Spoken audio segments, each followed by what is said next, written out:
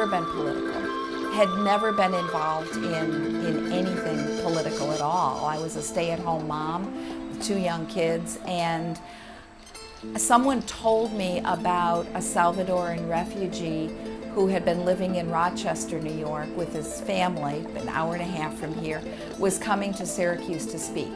I heard him speak about his life in El Salvador. He was a union organizer.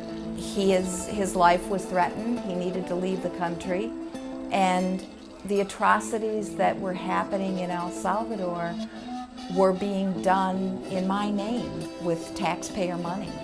And it made me very angry that the U.S. government was doing this to the people of El Salvador.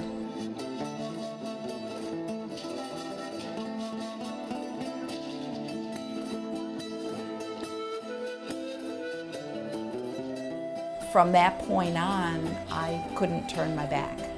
So I got involved in the sanctuary movement, which was just beginning to get off the ground here in Syracuse. The sanctuary movement was also referred to as the Underground Railroad.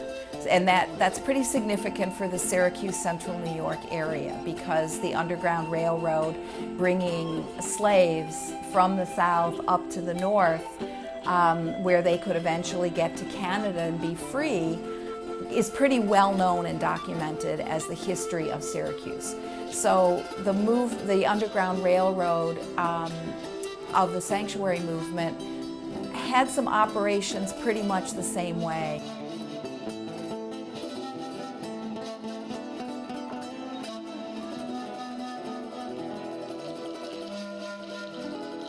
The sanctuary movement took the position that if they fled El Salvador for their safety, they had a right to be protected in our community.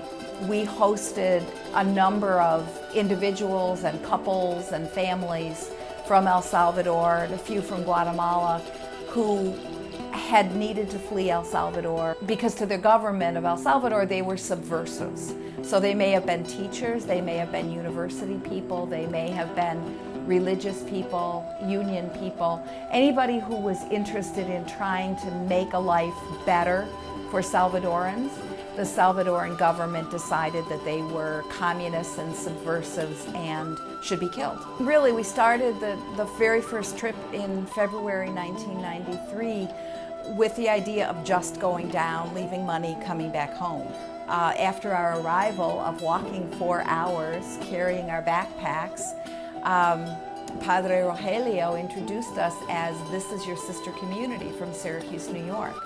And we had no idea what that meant, what it was supposed to mean, what the possibilities were, but we thought it sounded pretty cool to explore.